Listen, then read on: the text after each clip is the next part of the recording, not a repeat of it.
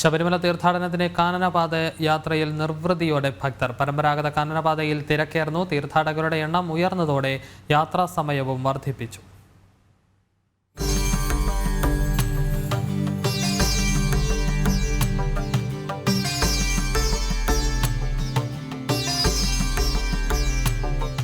അയ്യൻ എന്ന ഒറ്റ ചിന്തയിൽ മനസ്സും ശരീരവും മെരുക്കിയെടുക്കുന്ന കഠിനവ്രതത്തിന്റെ നാളുകൾ. അതിദുർഘടമായ ഘോരവനവും താണ്ടി 18 പടികളും കടന്ന് ആത്മജ്ഞാനത്തിന്റെ പുണ്യദർശനം. അതിസങ്കീർണമായിരുന്ന ശബരിമല യാത്രയുടെ സ്മൃതിയാണ് ഇന്നും പരമ്പരാഗത കാനനപാത. അഗാധമായ ഭക്തിയാൽ ഇന്നും ഭക്തർ തെരഞ്ഞെടുക്കുന്ന പുണ്യപാത.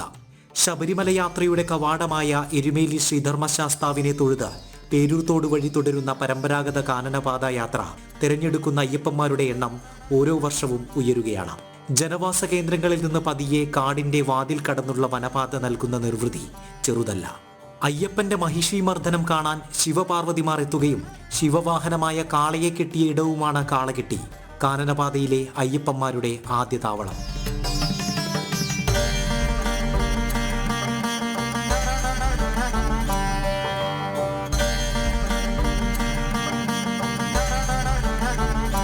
ശബരിമല ക്ഷേത്രം ഉണ്ടായ കാലം മുതൽ ഈ കാളകെട്ടി ക്ഷേത്രമുണ്ട്. 90% അയ്യപ്പ ഭക്തന്മാരും ഈ കാളകെട്ടി ക്ഷേത്രത്തിൽ സന്ദർശിച്ച് അനുഗ്രഹം വാങ്ങിയാണ് ശബരിമല ദർശനം നടത്തുന്നത്. വനത്തിലൂടെ തന്നെ കാനനപാതയിലൂടെ തന്നെയാണ് അയ്യപ്പ ഭക്തന്മാരെല്ലാം പൊയ്ക്കൊണ്ടിരുന്നത്.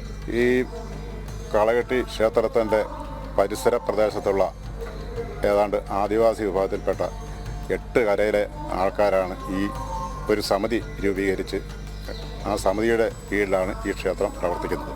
കാളകെട്ടി കഴിഞ്ഞാൽ ഇനി യാത്ര തുടരണമെങ്കിൽ അഴുത നദി കടക്കണം. അഴുതയിൽ കുളിച്ച് കല്ലെടുക്കുന്ന ആചാരവും ഇവിടെയാണ്. രാവിലെ 7 മണി മുതലാണ് വനം വകുപ്പ് കാനനപാത തുറക്കുക. കഴിഞ്ഞ ദിവസങ്ങളിൽ ഭക്തരുടെ എണ്ണം വർദ്ധിച്ചതോടെ യാത്രാ സമയം വൈകിട്ട് 4 മണി വരെയായി ഉയർത്തി.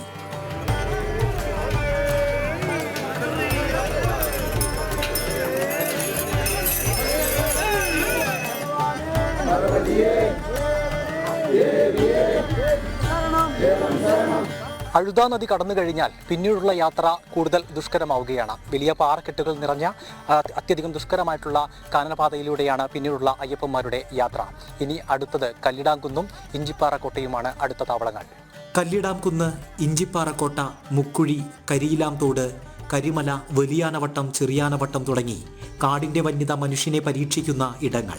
ഓരോ ഇടവും താണ്ടുമ്പോൾ ലഭിക്കുന്ന നിർവൃതി പറഞ്ഞറിയിക്കാനാകില്ല. കരിമലയ്ക്ക് ഇത് 2ാമത്തെ വട്ടമാണ്. 14 വർഷം പമ്പ വഹിക്കായിരുന്നു. ഇപ്പോൾ പേരൂർത്തോടെ ഇറങ്ങിയിട്ട് ആദ്യത്തെ അനുഭവമാണിത്. പറയാൻ വാക്കുകൾ കിട്ടില്ല സ്വാമി.